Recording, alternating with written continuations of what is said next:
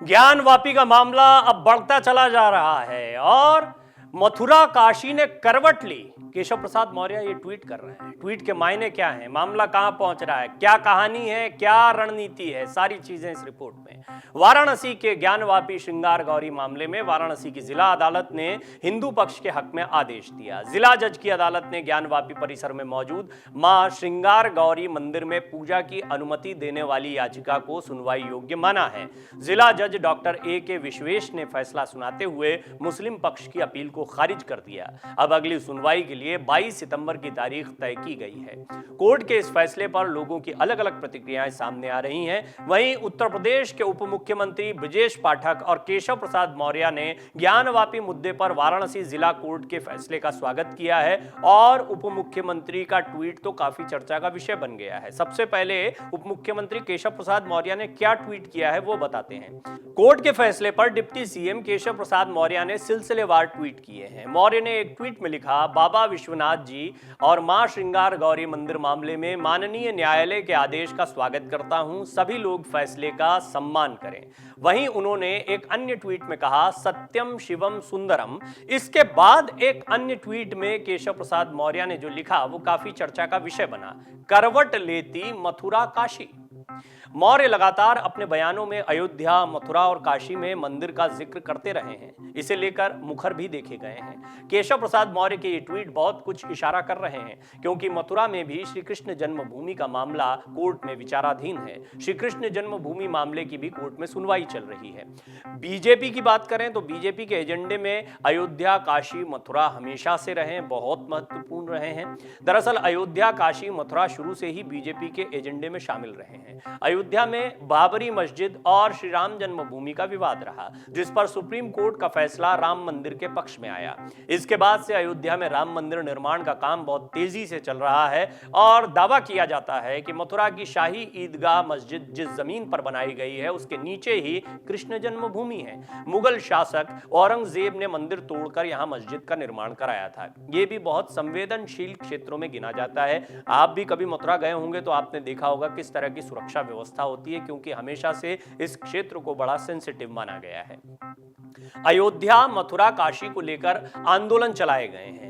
काशी के विश्वनाथ मंदिर और ज्ञानवापी मस्जिद को लेकर भी विवाद जारी है। बीजेपी और विश्व हिंदू परिषद ने अयोध्या, मथुरा, काशी को लेकर देश भर में आंदोलन चलाया था, जिसमें अयोध्या मुद्दा सबसे ऊपर रहा था। राम जन्मभूमि आंदोलन के दौरान 6 दिसंबर 1992 में बाबरी मस्जिद को कारसेवकों ने विध्वंस कर दिया था और उस समय वीएचपी का एक नारा था, बाबरी मस्जिद झांकी है, काशी मथुरा बाकी है। मथुरा में मालिकाना हक का विवाद चल रहा है लगातार, और जब केशव प्रसाद मौर्य का ट्वीट आया तो उसके बाद फिर एक ये चर्चा का विषय बन गया। तो इस विवाद के बारे में भी हम आपको बता देते हैं थोड़ा सा।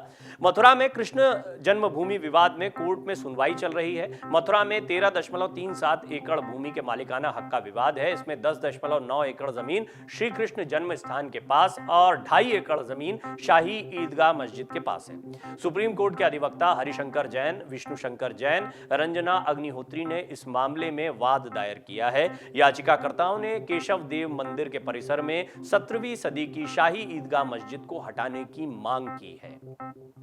ज्ञानवापी श्रृंगार गौरी मामले में कोर्ट के फैसले पर बीजेपी नेताओं ने खुशी जताई है। ये हमने आपको बताया, कुछ महिलाओं ने श्रृंगार गौरी की पूजा को लेकर ये याचिका दाखिल की थी और बहुत समय से यहाँ भी पूजा चल रही थी। कुछ उसी तरह का विवाद है।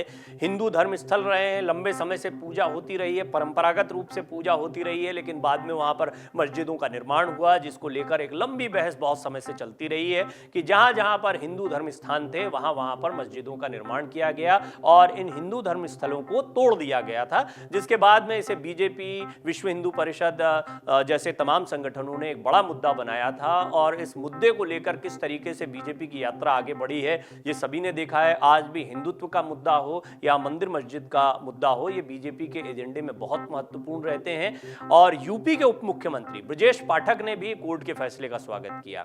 उत्तर प्रदेश के उप मुख्यमंत्री ब्रजेश पाठक ने ज्ञानवापी श्रृंगार गौरी मामले पर जिला अदालत के फैसले पर खुशी जाहिर की। ब्रजेश पाठक ने कोर्ट के फैसले का स्वागत किया। अपनी प्रतिक्रिया देते हुए उन्होंने कहा कि यह जन भावनाओं के हित में फैसला है।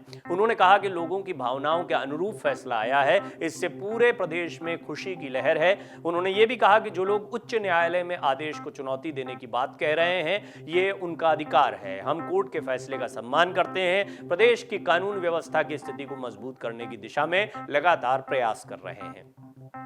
उत्तर प्रदेश के एकमात्र मुस्लिम मंत्री दानिश आजाद अंसारी ने इस मुद्दे पर क्या कहा है, वो भी जानने जैसा है। उत्तर प्रदेश की योगी आदित्यनाथ सरकार में अल्पसंख्यक कल्याण राज्य मंत्री के रूप में एकमात्र मुस्लिम मंत्री दानिश आजाद अंसारी हैं। बलिया में संवाददाताओं से बातचीत में उन्होंने कहा कि हर किसी को अदालत के फैसले का सम्मान करना चाहिए। यही नहीं, ज्ञानवापी मामले में अदालत के आदेश का 2 केंद्रीय मंत्रियों समेत भाजपा नेताओं ने स्वागत किया और पार्टी के राष्ट्रीय सचिव वाई सत्यकुमार ने इसे सत्य की जीत करार दिया।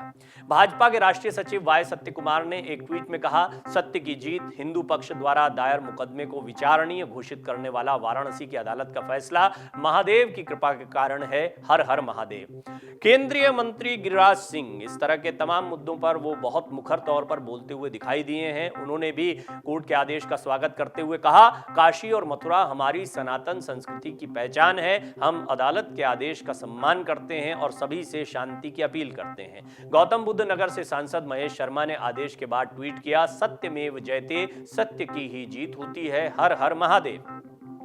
भाजपा सांसद मनोज तिवारी ने ट्वीट किया, बम बम बोल रहा है काशी, बाबा सबका भला करें, हर हर महादेव। तो आप देख रहे हैं कि बीजेपी इसे एक बड़ी जीत के तौर पर ले रही है और तमाम नेता जो हैं वो इस पर एक के बाद एक ट्वीट कर रहे हैं। बीजेपी के एजेंडे में अयोध्या, मथुरा, काशी ये हमेशा से महत्वपूर्ण रहे हैं। आगामी चुनाव के पहले भी, 2024 के पहले भी ये मुद्दे इसी तरह से गरमाए रहेंगे, इस बात में कोई संदेह नहीं है। खासतौर पर राम जन्मभूमि का जिस तरह से निर्माण हो रहा है, आपने देखा उत्तर प्रदेश चुनाव के पहले 2022 के जो विधानसभा चुनाव हुए, उससे पहले विश्वनाथ कॉरिडोर को समर्पित किया गया था। प्रधानमंत्री मोदी खुद वहां पर मौजूद थे और एक भव्य कार्यक्रम हुआ था। इसको भी काफी बड़े पैमाने पर बीजेपी ने प्रचारित भी किया था और ये एक महत्वपूर्ण घटना भी हुई क्योंकि काशी में बाबा विश्वनाथ के कॉरिडोर को बनाने का काम काफी समय से पेंडिंग चल रहा था। जब मैंने भी यहां पर जाकर लोगों से बातचीत की थी तो कई महिलाएं हैं, कई बुजुर्ग हैं, वो इससे बहुत प्रसन्न थे। काशी में वो कह रहे थे कि कभी गलियां इतनी चौड़ी होंगी, इतना काम होगा, हमने कभी नहीं सोचा था।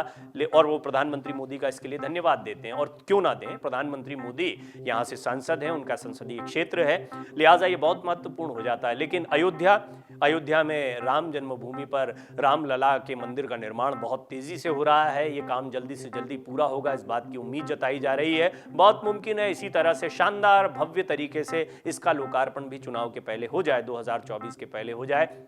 ये बीजेपी के लिए बहुत महत्वपूर्ण रहने वाला है। लेकिन ज्ञानवापी मस्जिद और श्रृंगार गौरी की पूजा पर जो ये फैसला आया, इसके बाद में फिर मथुरा का जिक्र किया गया है। मथुरा वो जगह है जो अभी तक इन 2 विवादों को देखा जाए तो ये विवाद काफी आगे बढ़ चुके हैं, चाहे वो काशी का हो या फिर अयोध्या का हो। ऐसा नहीं है कि मथुरा का विवाद नहीं चल रहा, वो विचाराधीन है, लेकिन अब इसको भी सामने लाया गया है। तो कुल मिलाकर अयोध्या, मथुरा, काशी ये तीनों अब भी बीजेपी के एजेंडे में रहेंगे और आप ये बात जान लें कि ये सिर्फ उत्तर प्रदेश की राजनीति को प्रभावित नहीं करते हैं। बेशक ये तीनों जगह उत्तर प्रदेश में मौजूद हैं, लेकिन उत्तर प्रदेश वो मजबूत गढ़ है जहां पर बीजेपी ने 37 साल पुराना इतिहास दोहराया। एक बार फिर मुख्यमंत्री योगी आदित्यनाथ के तौर पर आए हैं, भगवा धारण करते हैं, हिंदुत्व की बात करते हैं, कई कड़े बयान उनके पुराने काफी प्रचारित किए जाते हैं विपक्षी दलों की तरफ से, तो उनका एक चेहरा है और ये 3 महत्वपूर्ण जगह हैं। तो आप अंदाजा लगा सकते हैं कि आगामी चुनाव जो 2024 के होंगे उसके लिहाज से भी उत्तर प्रदेश कितना महत्वपूर्ण है और खास तौर पर अयोध्या, मथुरा, काशी ये तीनों एक बार फिर एजेंडे में है, स्पष्टता दिखाई दे रहा है। और ज्ञानवापी मसले पर जो कोर्ट का फैसला आया उसके बाद आप देख रहे हैं एक के बाद एक दनादन ट्वीट पर ट्वीट हो रहे हैं, बीजेपी के नेताओं की तरफ से प्रतिक्रियाएं आ रही हैं। ये ऐसा मुद्दा है, इस पर विपक्ष भी कुछ नहीं बोल सकता है, ये लोगों की भावनाओं का मुद्दा है, बहुत महत्वपूर्ण मुद्दा है। लेकिन इस सब के बीच में केशव प्रसाद मौर्य का एक ट्वीट कि काशी और मथुरा ने करवट ली, ये काफी चर्चित हो गया, इसके कई मायने निकाले जा रहे हैं। डाउनलोड करें अमर उजाला ऐप और पाएं खबरें लगातार। अगर आप ये वीडियो YouTube पर देख रहे हैं तो हमारे चैनल को सब्सक्राइब करें और बेल आइकन को दबाना ना भूलें। अगर आप Facebook पर ये वीडियो देख रहे हैं तो हमारे पेज को लाइक करें।